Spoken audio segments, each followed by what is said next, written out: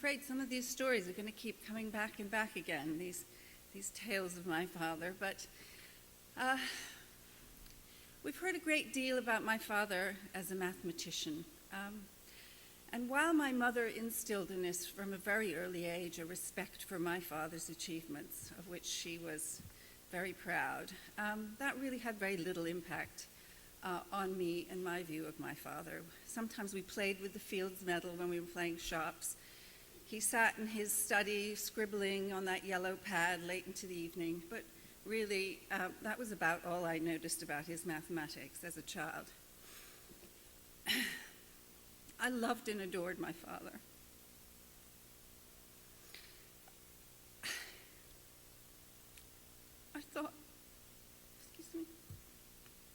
I thought he was the handsomest man in the world, right up until the day he died, with his beautiful white hair falling out. He was the smartest person I have ever known.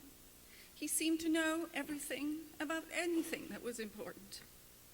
He was gentle, he was tender and caring. There was not a spiteful bone in his body. And he was strong and reliable, not just a rock, but as a Norwegian mountain. And he was funny and full of the joy of life. I was an unashamed daddy's girl. And my earliest memory is being carried on his shoulders when we were out on a walk. In fact, as a child, it seemed to me that my father's main purpose in life was to drive me to and from school, telling jokes along the way. Unlike most fathers, he was at home a lot and was very nurturing. He looked after me if I was at home ill, and he was expert at bandaging my bloody knees with precision and the care of a surgeon. He was busy around the house, clearing woodlands, chopping firewood, catching carpenter and breeze with a huge net, and shoveling snow. In fact, my father was insistent that no one could shovel snow properly, apart from himself. And even at the age of 85, he would gleefully report that he had been up on the roof sweeping off the snow, despite being begged not to do so by Mickey or the rest of us. In the kitchen, he made pea soup and Norwegian Christmas cookies and bløtkaker, which are the birthday cake Mickey's just told us about.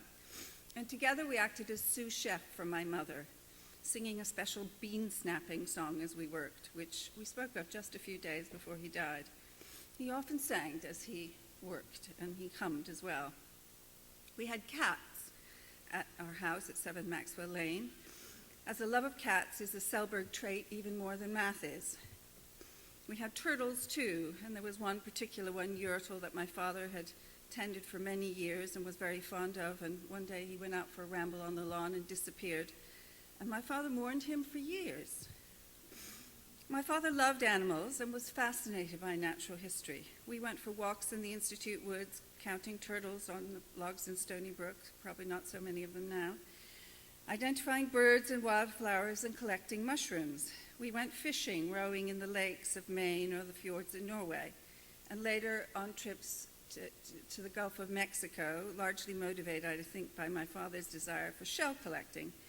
And indeed, one of his proudest achievements was finding that rare golden olive, which Lars was there to witness. Trips to Norway were an important part of our life.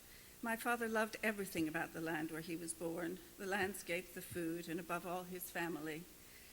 And while, as you know, he was in many ways a very modest man and certainly didn't like to be made a fuss of, he was very proud of his honor from the King of Norway. I loved getting my father to talk about his boyhood and that large family which I envied. The boy he described was so unlike the father I knew. He was mischievous, hot-tempered, and he got into fights at school. One day he played truant to go ski jumping and had a dangerous fall, which he almost broke his leg with. And then he took that as a warning not to play truant again. I also love the story about the cutting of the legs of his brother Ole's rocking horse that we've now heard of twice. But for those of you who haven't heard it, here in short, Ole, who was 2 years older than my father, had been given a rocking horse as a consolation present when my father, as the baby, had accompanied his parents on a trip to Bergen. But obviously my father thought that the rocking horse was better than the trip to Bergen and was very jealous, and he threatened to cut off its legs. And one day he actually did so. I couldn't believe how incredibly naughty he could be, and nobody has told really what the punishment was either. As a boy, my father's curiosity about the natural world was already evident. He had a passion for making explosives. One time, he left another boy in charge of a concoction heating over a fire while he had to go home for dinner. And apparently the boy didn't follow my father's instructions, and the whole hut blew up. In another less disastrous experiment, he took a chicken's egg, climbed high up into a tree, and placed it into a crow's nest to see what would happen. And the chick that hatched was black, and then he drew his own conclusions from that. As I grew up, he told me stories of trolls and princesses and giant bears, and he read to me from the huge book of Norsk Eventyr, or fairy tales, with its wonderful illustrations. A gift from his parents. He did this with Lars too, frequently falling asleep during story time while Lars was still all too awake. Our father loved reading, especially myths and heroic adventures, whether they were Norse sagas, the fantasies of C.S. Lewis, Tolkien, and later Philip Pullman and Harry Potter. He introduced me to poetry, A. Milne and T.S. Eliot's Opossum's Book of Cats, and then later The Waste Land and Ezra Pound. And one of my great pleasures was to find him new books, which he would enjoy and we could discuss. In the years after I left home, it was our shared enthusiasm for natural history, books, and his grandchildren, which formed the currency of our relationship. He loved his 4 grandchildren and was incredibly generous and interested in their education and development. He wasn't naturally outgoing and had to be lured out of his shell, a bit like a tortoise, but then he was full of amusing stories, dreadful puns, and a wicked sense of humor, which they will always remember. He could be, at times, exasperating with his stubborn streak and an absolutism about opinions, usually about small things like food.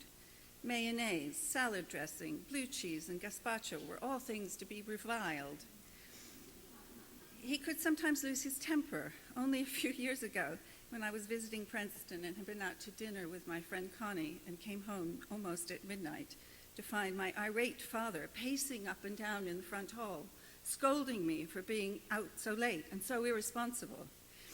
And I was over 50, but he was still the protective, worried parent. When my mother died, very suddenly in 1995, we were all devastated. My father loved and respected my mother very much, and she was the center of his universe. According to both my parents, it was love at first sight, when they saw each other on a train platform in Trondheim in 1947, where both had come for Easter vacation. A whirlwind romance ensued. They were married and on their way to Princeton within 4 months. The romance didn't fade, and for me, the most moving sight was just to see them walking hand in hand, still very much in love. After my mother's death, my father and I spoke a lot on the phone, and we made annual pilgrimages to visit my mother's sister in Budapest, where we wandered the streets, browsing the antique shops and the museums, eating the rich and delicious Hungarian meals, accompanied by gypsy orchestras that played the music that my father remembered from his youth. For my father's 80th birthday, Lars and I gave him a trip to Galapagos, which as an avid naturalist he'd always wanted to visit. It was a surprise present planned by the whole family. On his birthday in June, my daughter Maya presented him with a wonderful ticket she'd made. And then in August, my father, Lars, and I set off for Ecuador and Galapagos. It was a fascinating experience and a very special one because we were there to share it with my father. He relished every minute of it, hiking and snorkeling with the rest of us, observing for himself all the things that he'd read about in Darwin. And in the evening, when the rest of the group collapsed at 8 p.m. and crawled into bed, he sat in the ship's lounge with a large gin and tonic reading. His stamina was amazing. I spent the last 4 weeks of his life with him here in Princeton at Merwick in the hospital most days. After arriving at Merwick, a string of social workers, therapists, and such arrived one after another, all asking what he thought were clearly ridiculous questions. He answered politely with a twinkle in his eye and asked me after each one, how had he done? Finally, a young lady in charge of the hospital's recreation activities arrived, trying to interest my father in bingo and so forth. she had a questionnaire, and she asked him questions such as, do you have a high school diploma? And have you ever been to college? Which he answered in good humor. And finally she said, what religion are you? And my father replied with conviction, I am Norwegian.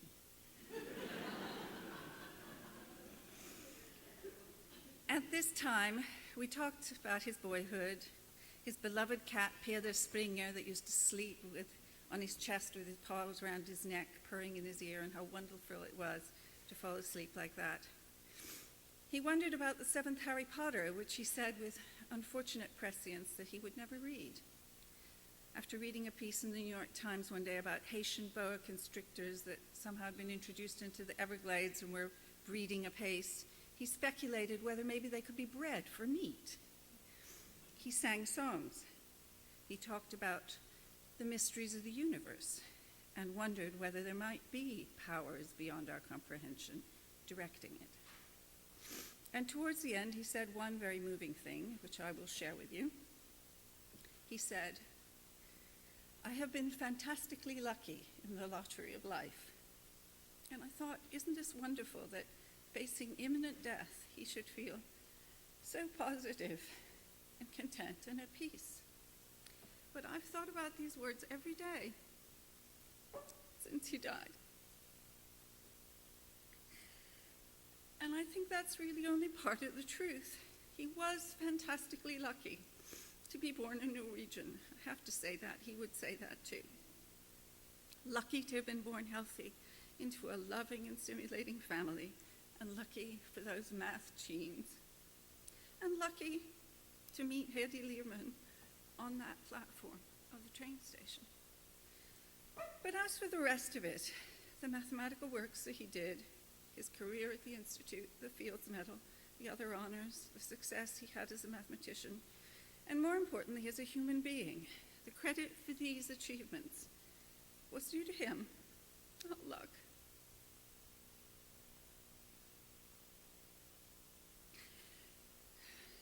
His hard work, his strong principles, his patience, his wonderful sense of humor, his generosity to colleagues and friends and family.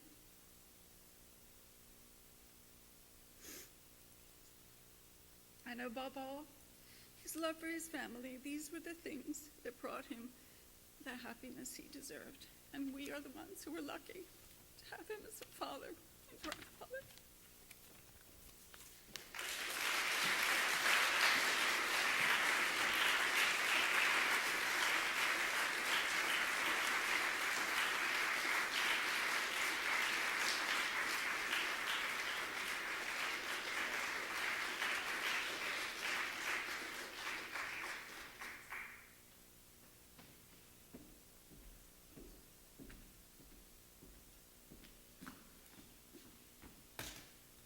Indulge me for a moment, please. I don't think that Mr. Mazzocchi is getting this one. I have to lighten things up a little bit, or I'm not going to make it through. For those of you who don't know me, my name is Lars Selberg. For those of you who know me but wouldn't have recognized me without my saying that, well, figure that I probably won't recognize you either, so if we're going to talk later, please give me the benefit of an introduction. And I'm afraid I'm not off book. I've got my notes here. Gosh, I would really like to thank everybody who's spoken.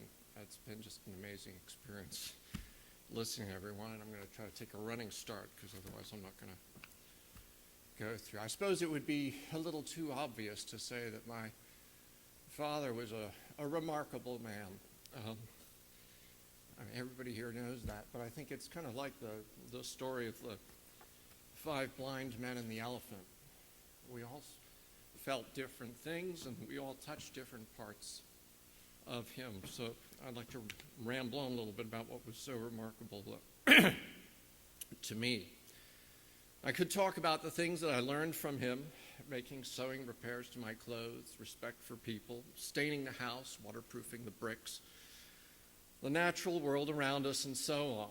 I could talk about his steadfast support for my pursuing my interests, helping me pay for the organ that I bought in high school, agreeing to tutor me in calculus one summer, underwriting the expenses when I rebuilt the engine of our Volkswagen, and then making a permanent loan of his car when that rebuild didn't work out so well. And also for the generosity that he continually bestowed upon me and my family all the way up until his death, assisting with things like school tuitions and the like. It was just phenomenal. But I really want to start by recalling a conversation that we had last August at 7 Maxwell Lane in his final days. Papa said to me, "You have always meant everything to me." And I believe that he meant that for all of us in his family, past and present. And it would probably be too easy to say that I met my father at an early age, so let me rather say that my earliest memory of my father, the earliest one to which I can put a date, was of him pulling my leg. My father's sense of humor was distinctive. A lot of people have already commented on it, both on at this podium and speaking with people yesterday and today. It was something that people remembered. It tended to be leg pulling, as I said, it was one thing that was there. Word play, he loved. His humor also tended to be self-deprecating. And in fact, last August, when I was talking about people remembering it, when the word of my father's death spread through my class, my graduating class from PDS, there was an email sent in which a friend from those days said, "I have very nice memories of him, his unassuming and gentle manner and painful puns." This coming probably almost 40 years after they last met, so it truly was memorable. Puns, double entendres. Papa loved to make jokes that were clever, that turned on a word or a phrase, led you down one path while the punchline lay on another. Sometimes his humor ran onto more elaborate contrivances, masquerading as fact.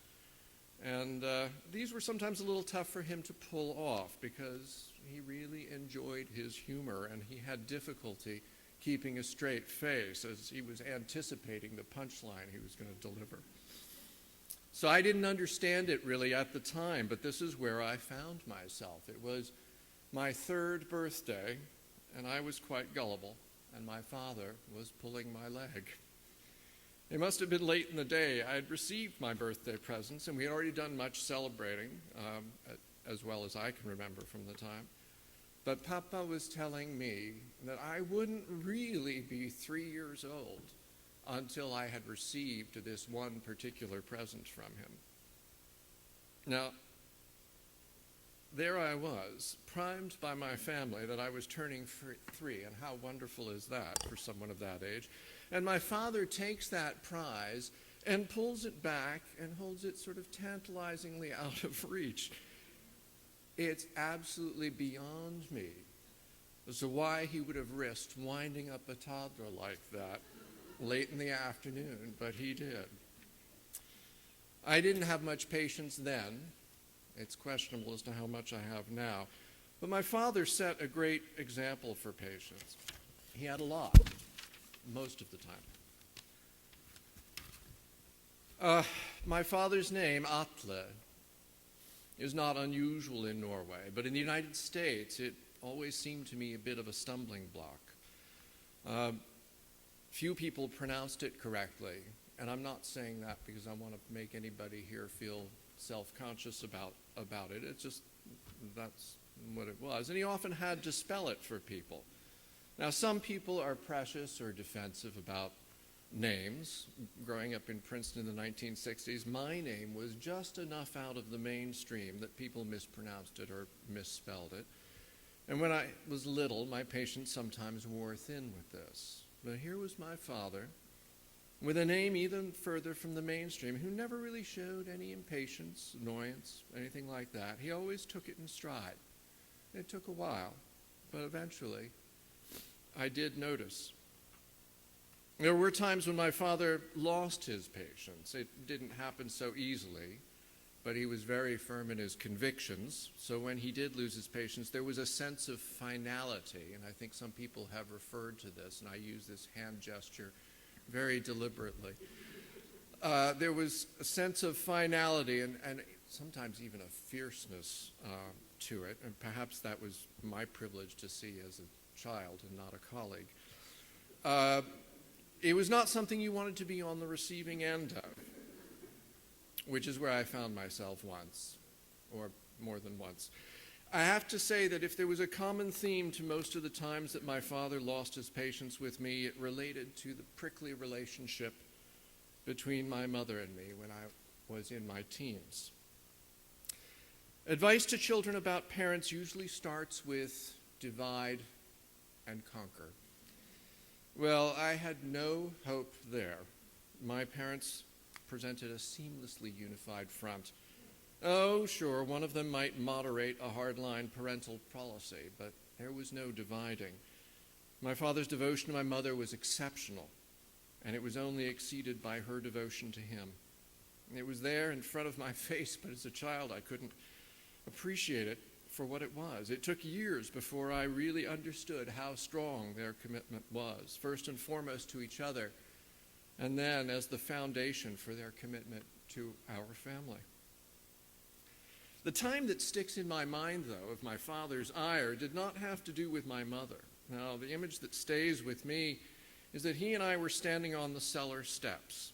He had been trying to get me to clean up the cellar or the steps or something like that. At the time, I was a pretty self-absorbed adolescent and didn't have much interest in doing this task. And he started to get steamed about the mediocre job I was doing. I continued my sullen behavior, and then he hit his limits. He shouted something about the lousy job I was doing, and we went back and forth. I started to cry and shot out with, "You treat me like I'm a janitor." "What makes you think you're as good as a janitor?" he shot back. Ha! Well, that pulled me up short. My father always had great respect for people who worked reliably and honestly in jobs that were necessary: farmers, tradesmen, janitors. He liked physical labor himself, taking down trees, cutting firewood, shoveling the driveway. You note that Ingrid has got all these same things in what she spoke about. More than one mathematician had been conscripted over the years in assisting my father's tree surgery at the house.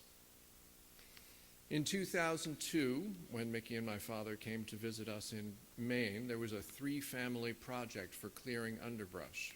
My father joined us, working shirtless in the August sun, cutting the alders and pulling out Asiatic bittersweet. It was something that impressed everybody who saw him at the time. Even the things my father would talk about unprompted from the war were things like holding the horse's hooves while the blacksmith reshod the horse, or carrying 100-kilo sacks, and I don't remember what they were of, but I hope it wasn't gunpowder. Anyway, there I stood on the cellar stairs with no reply, and my father walked off to let me work through it. It was a revelation. Now, Ingrid has mentioned that my father had a strong interest in the natural world. There is a family anecdote of my father as a boy coming across a colony of ants while walking to school. As the story goes, he stopped to watch their activities and became so absorbed that only some hours later did he continue on his way to school. There was a time when I was around 11 that he told me that had it not come so naturally to him to do mathematics, he would likely have done something different with his life, something related to the natural world. Well, I was stunned. The idea that math could possibly have been displaced really caught me off guard. After all, I had some awareness at this age of his stature in the world of math. I had a good sense of how much this meant to my mother and how devoted she was to his career and the academic life they shared. It seemed like heresy. And it was about this time, possibly in the same conversation, Papa told me that what he cared for most, for my future, was that I should find a life occupation that I enjoyed. It wasn't important to him that I develop an academic career, or even go to college, or be financially successful. In the matter of a few sentences, my father took a huge burden of perceived expectations from my shoulders. It was really a gift. Now, the flip side of that, of course, is that he told me he would not support my going into mathematics for a career, as he felt I didn't have the patience for it. Now, that may sound a little blunt, but, well, it was. But that was also his way. Papa didn't see the need to sugarcoat things, and I think some of you may be aware of that, having experienced it. And there certainly was no meanness in it. For example, I came across a box of some photographic slides that was labeled, "Taken by Lars, mostly no good." I had to laugh when I saw it because the phrasing was so characteristically his, and I could hear, "and that's a fact," appended to it.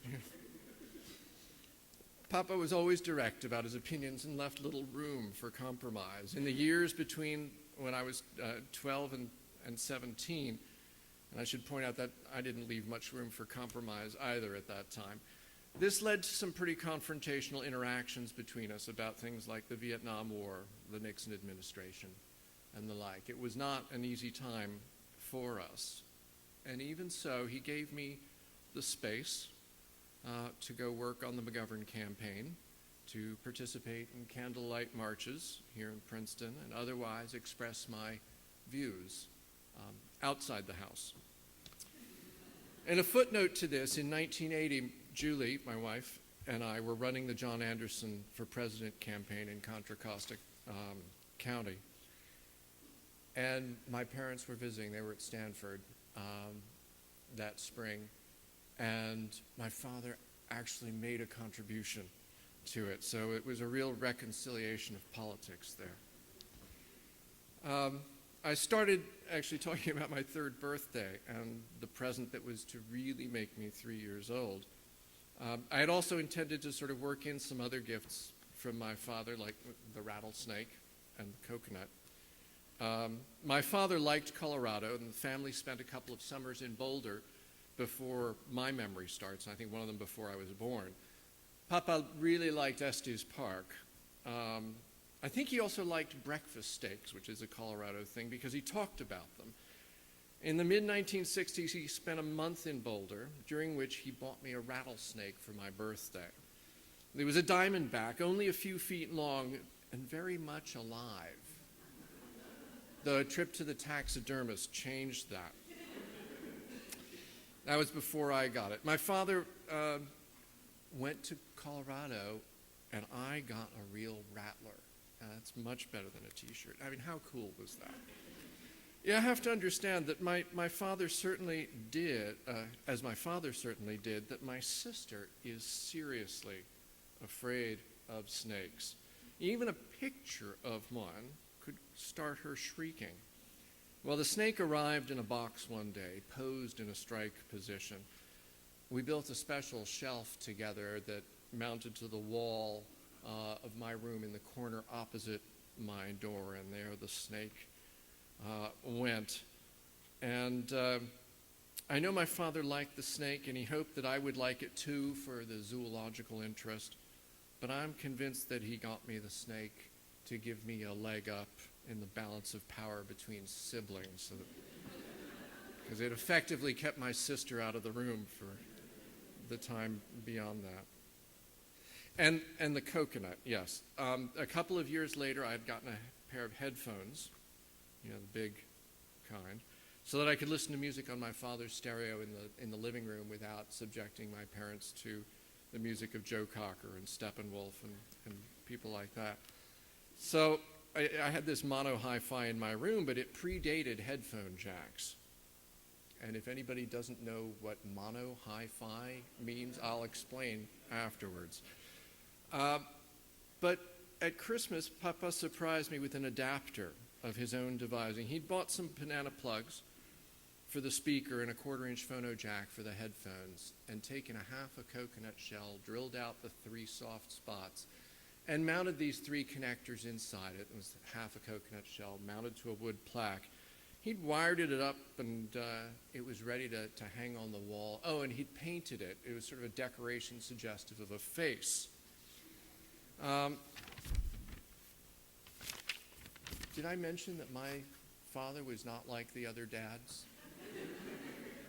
I mean, who else had audio electronics mounted in a coconut shell? And there were other things. For one thing, I didn't call him Dad, I called him Papa. None of my other friends used that for their parents. And in my adolescence, there was a time when I tried to pull away. You can intimate a lot of disapproval as a child by the correct use of the word Dad, or the way that, the way you intone it. And my children sometimes demonstrate this for me. But there were other things. No other dad wore a beret. Papa didn't get on a bus or a train every morning to go to work in an office in a city. No, he walked to an office and did work that I couldn't really explain to my friends. He does math. What do you mean? He sits there and adds numbers all day? No, it's not really like, but I never could get it across because, of course, I really didn't get it myself. I remember hearing about prime twins when I was this big, but that's about as far as it went. At home, we ate food that my friends couldn't pronounce and were hesitant to try. When the school nurse would suggest that she call my mother to pick me up because I was sick, I always had to say, "My mother's at the office, but you can call my father." And I always got the same double take from the nurse. My father collected seashells, spoke with an accent, didn't know how to hold a baseball bat except one time, and I won't go into that, but I ended up with a black eye. And ate mushrooms he picked in the woods, as we've heard so clearly about just recently. Some of these things were very cool. Sometimes as a kid, I wanted to melt into the pavement. And now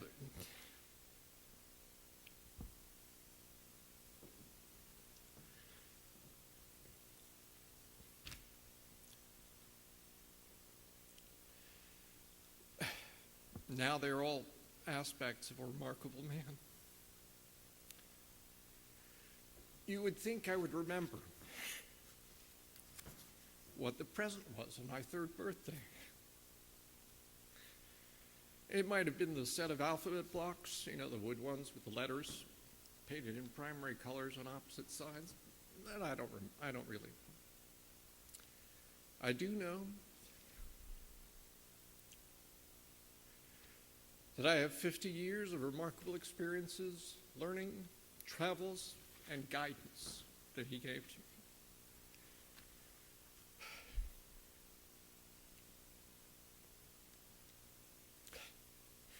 It would be too easy for me to say that I loved and respected my father. In the last week of his life, we found that I could say this to him, and he could say the same to me. Something we hadn't articulated in many years, and that was a remarkable gift we gave to each other. Thank you.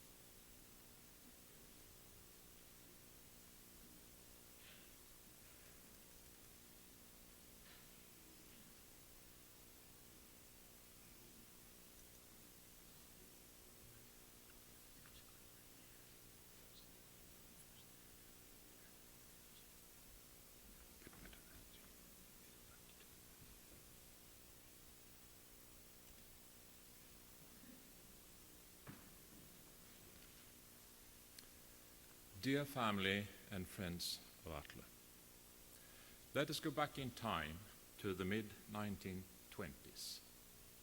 We are in Norway near Bergen. On a field there are some boys playing a ball game.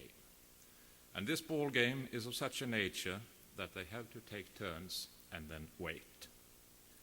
One of the boys finds this waiting time rather boring, so he tries to entertain himself by squaring numbers. 1 squared, 2 squared, 3 squared, etc. Then he gets an idea. What about taking differences? 1 squared minus 0 squared equals 1. 2 squared minus 1 squared equals 3. 3 squared minus 2 squared equals 5, etc. And he concludes that he always gets an odd number. He has not yet learned about mathematical symbols, so he treats the general case as follows. Number plus 1 squared minus number squared equals 2 times number plus 1. Remarkable. It's always an odd number. Furthermore, by adding all these differences, he discovers that the sum of consecutive odd numbers is always a square. This is quite a remarkable discovery of a 7-year-old boy. The name of this little boy is Atle Selberg. In November 2005, my colleague Christian Skau and I interviewed Atle at length about his life and mathematical works. We asked him about his first mathematical experience and discovery, and he told us the story I just presented.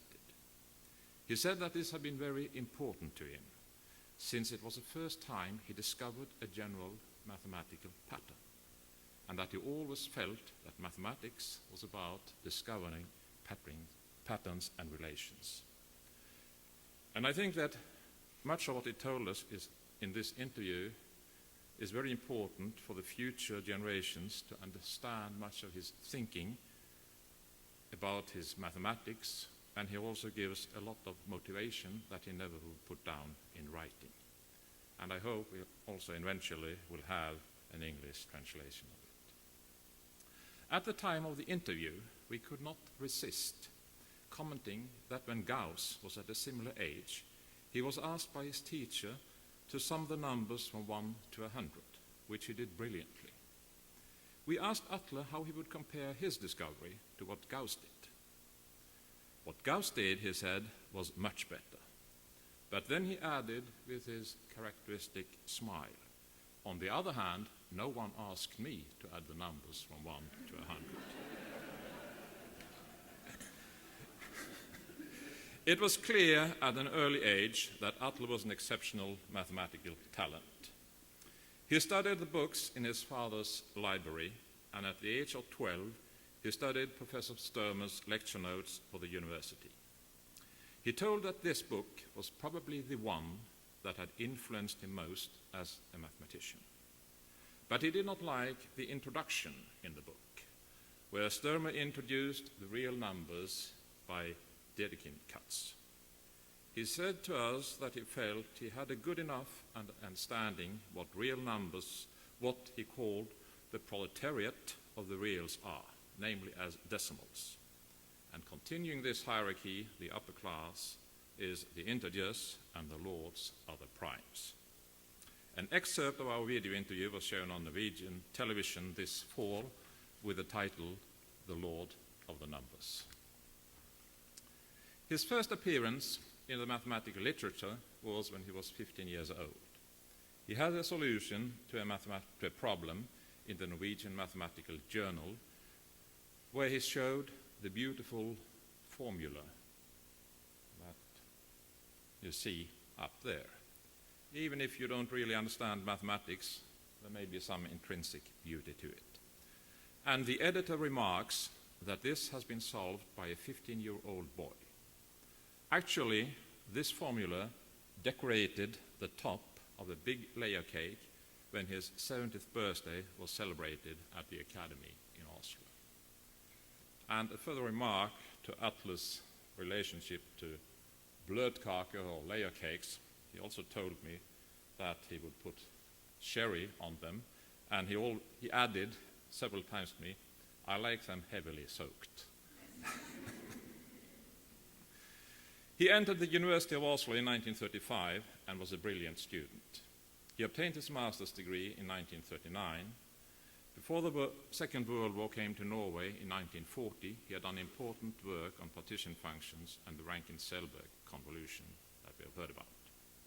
Immediately after the German invasion of Norway on 9th of April 1940, he joined the Norwegian forces, who made considerable resistance in Gudbrandsdalen and made it possible for the king and government to escape to England.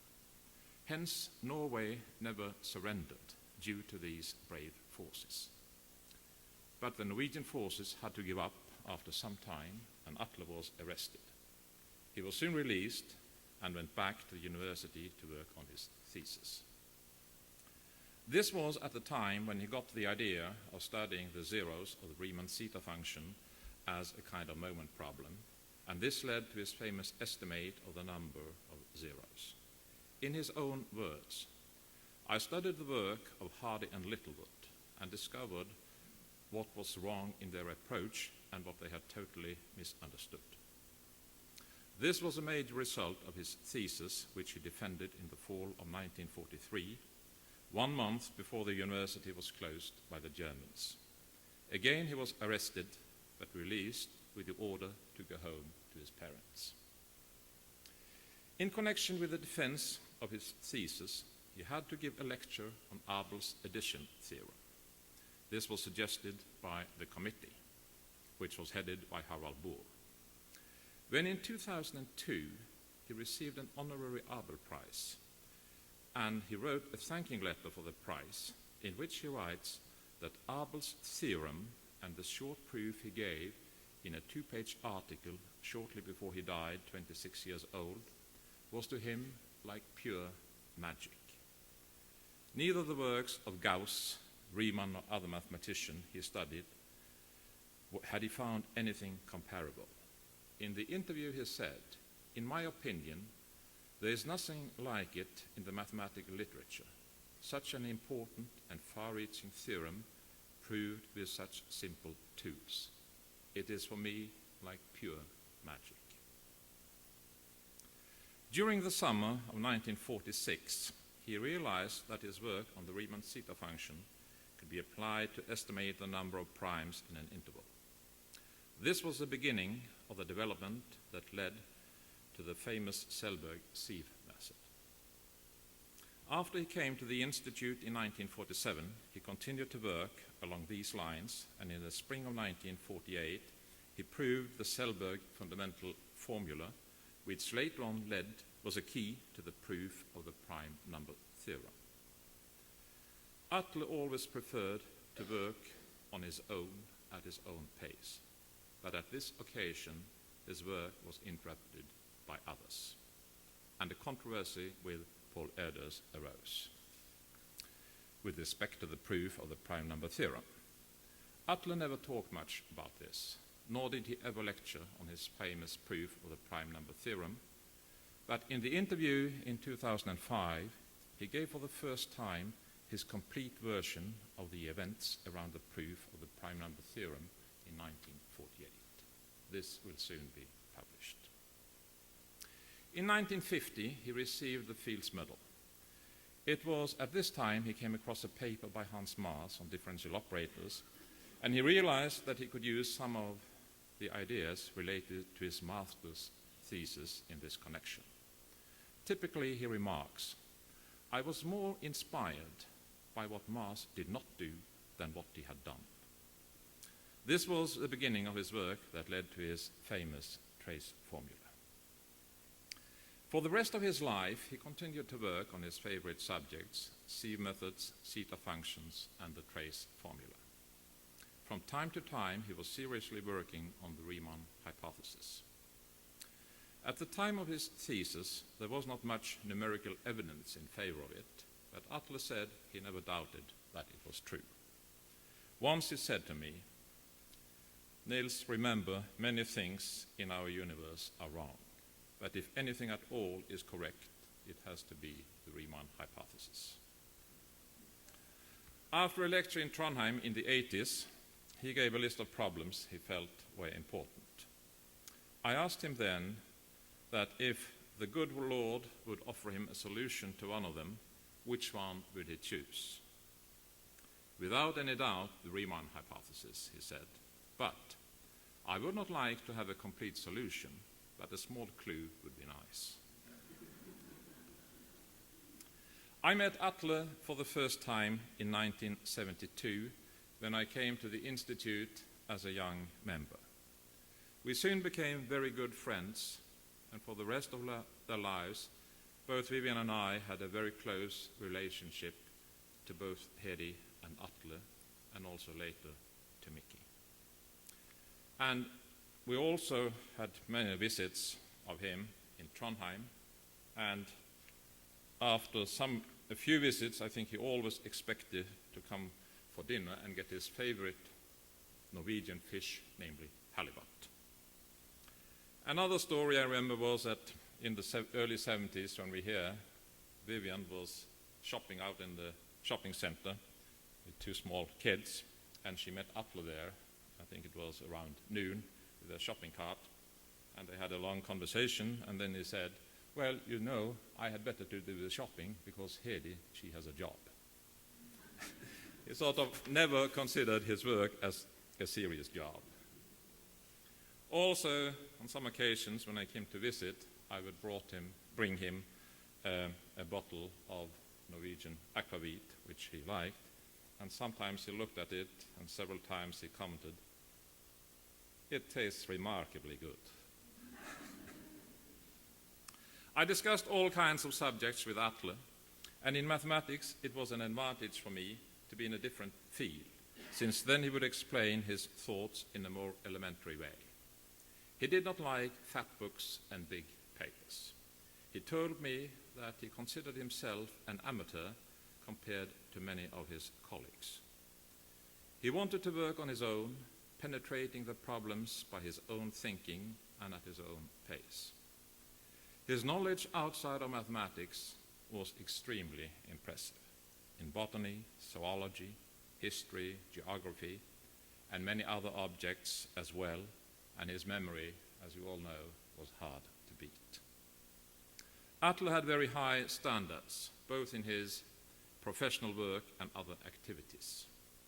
He had very clear and well-founded opinions, and when asked about something, you could always be certain to get his honest opinion without any unnecessary wrapping. Hedi once told Vivian and me, "There is one thing that Atle is incapable of: lying."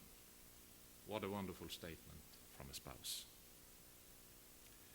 Atle was a true Norwegian. He loved Norway, the nature, the language, and the culture. He spent 60 years in the US, but sometimes I felt his mind never left Norway. He visited Norway regularly, and he was a great inspiration for younger Norwegian mathematicians. We were all very proud of Atle being a Norwegian. When alone, we always spoke Norwegian. In connection with the celebration of his 90th birthday, Atle initially did not want any reception. Peter Sarnak and I tried to persuade him during a lunch, but our attempt was inconclusive. I went home to Atle and suggested that the reception in his honor would be nice. First he nodded willingly, but then he switched to English and objected to the plans. I managed to get the conversation back into Norwegian, and he agreed swiftly. Language is a subtle thing. We often discussed Norwegian literature, especially poetry. We both liked the Norwegian poet Tor Jonsson, and one of his poems I showed to Atle, and to me it offers a symbolic characterization of his life and work.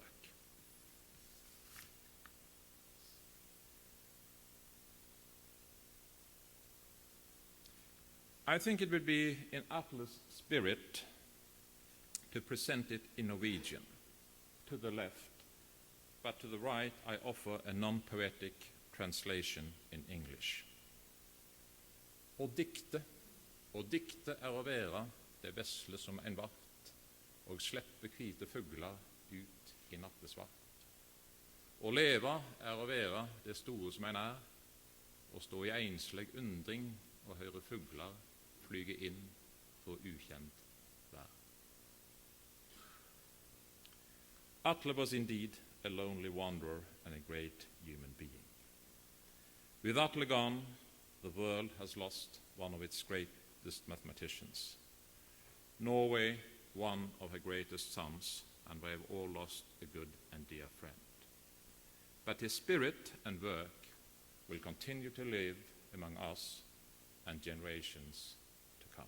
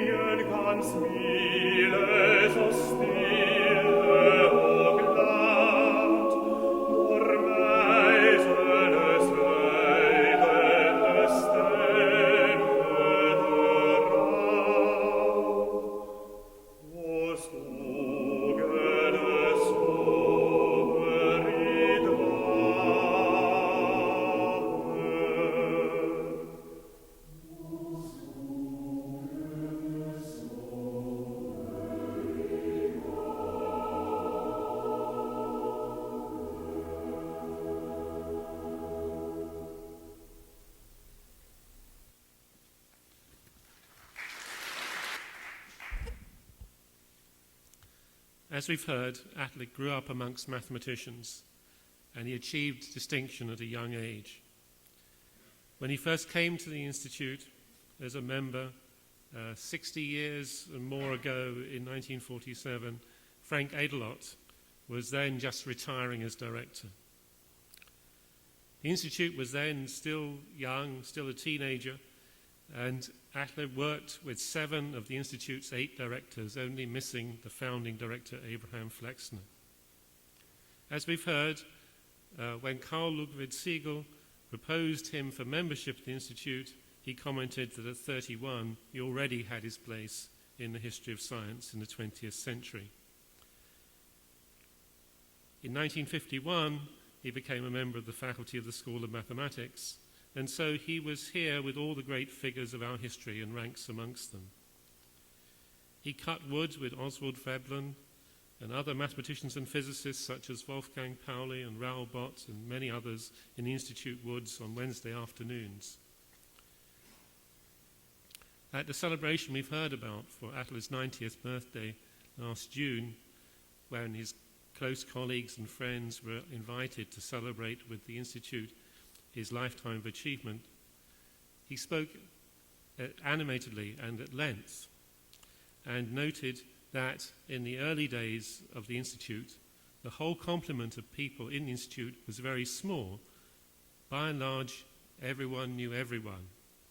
Even I knew everyone.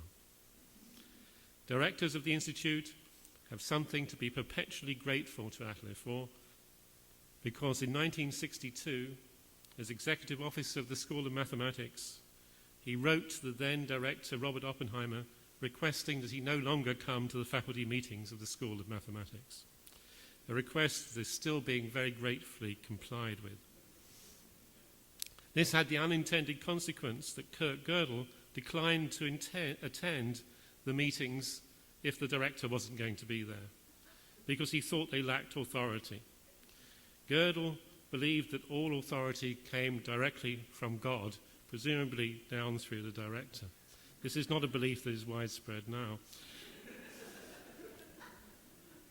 Atle played a major role in the development of the School of Mathematics, including, for example, amongst many others, the recruitment of André Weil.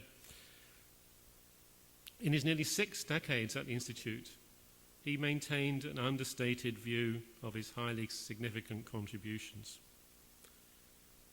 In 1990, as written on the programme, he noted, although sometimes there were technical details and sometimes even a lot of calculation in some of my early work, the basic ideas were rather simple always and could be explained in rather simple terms. In some ways, I probably have a rather simplistic mind, so that these are the only kind of ideas I can work with. I do not think that other people have had grave difficulties in understanding my work. Atle was a mathematician of immense achievement and with the highest standards for himself and others. He remains a great figure in the history of this institute, and he has been a friend to so many here and all around the world. Thank you all for being with us here for this celebration, and I now invite you to go to the dining hall for a reception where we can share more memories. Thank you very much.